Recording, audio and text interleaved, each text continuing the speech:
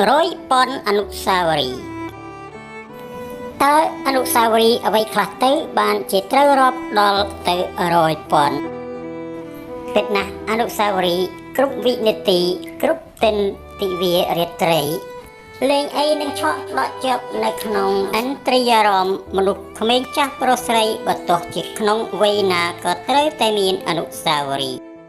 ប៉ុន្តែអនុស្សាវរីយ៍របស់បុគ្គលម្នាក់ពុំដូចគ្នានោះឡើយអ្នកខ្លះមានអនុស្សាវរីយ៍ផ្អែមល្ហែមឯចំណែកអ្នកខ្លះជាអនុស្សាវរីយ៍ជូរចត់ដែលស្ទើរតែស្បត់លែងចង់មានអនុស្សាវរីយ៍ទោះជាយ៉ាងណាគ្មាននរណាម្នាក់អាចបំភ្លេចអនុស្សាវរីយ៍បានឡើយយ៉ាងណាមិញកវីទឹកដីស្ទឹងសង្កែលោកគង់ប៊ុនឈឿននៅតែចងចាំអនុស្សាវរីយ៍រាប់រយពាន់របស់លោកដែលទោះជាលោកឃ្លាតចាកភូមិឋានបានតែនៅដល់ប្រទេសទី3ហើយក្តីក៏លោកនៅតែចងចាំអនុស្សាវរីយ៍ដែលលោកបានសរសេរនៅក្នុងសៀវភៅកំណាព្យស្នេហ៍មាសរបស់លោកដូច្នេះថាអ្នកដែលស្គាល់ខ្ញុំតែងនិយាយថាខ្ញុំតែងនិពន្ធបទចម្រៀងពិពណ៌នាតែអំពីស្ទឹងសង្កែនិងខេត្តបាត់ដំបងដែលផ្សារភ្ជាប់ទៅនឹងក្រមុំស្រស់របស់អ្នកខេត្តបាត់ដំបងពិតមែនហើយបើពុំសរសេរអំពីខេត្តបាត់ដំបងទេតើឲ្យខ្ញុំទៅសរសេរអំពីខេត្តណាទៅវិញបើខ្ញុំជាកូនអ្នកបាត់ដំបងកំណើតកើតជានៅក្នុងខេត្តបាត់ដំបងហើយខ្ញុំពុំសូវស្គាល់ប្រទេសទី2ទី3ឬទឹកដីខេត្តដទៃក្រៅអំពីខេត្តបាត់ដំបងនោះឡើយខ្ញុំពិតជាមានអនុស្សាវរីយ៍រាប់រយពាន់នៅក្នុងខេត្តបាត់ដំបងដងស្ទឹងសង្កែត្បិតដងស្ទឹងសង្កែក្រោមពន្លឺដួងខែដ៏ស្រទន់ហាក់ជាមានមន្តស្នេហ៍ឲ្យខ្ញុំដកចិត្តដិតអារម្មណ៍និងចងក្រងនៅអនុស្សាវរីយ៍រាប់មិនអស់ពិតមែន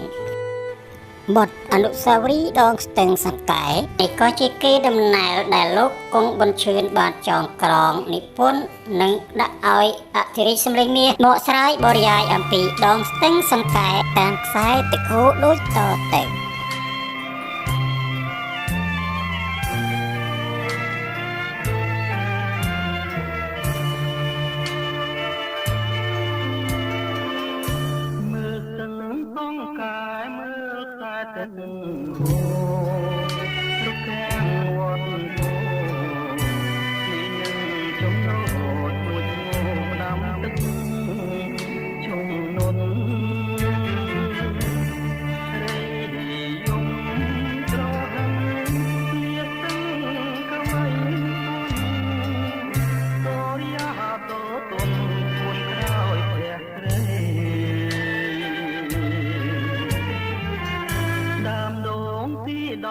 លំក្របមាត់ស្ទឹង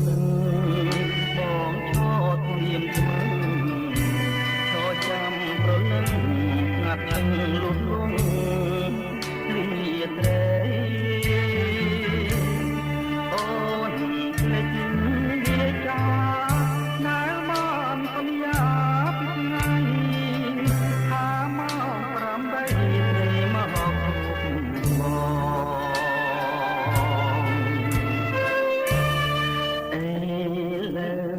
បាត់តូនដូចក្បួនរត់ទឹករួចអំណាប់លឿន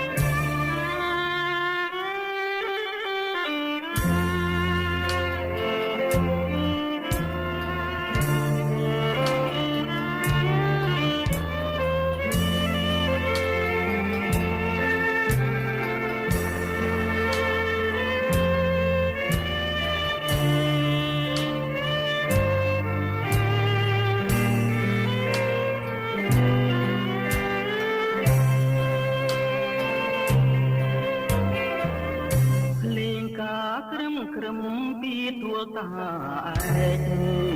ខ្លាយពីคลองខែកជារីពុំវែកបិទភ្នែករៀបការ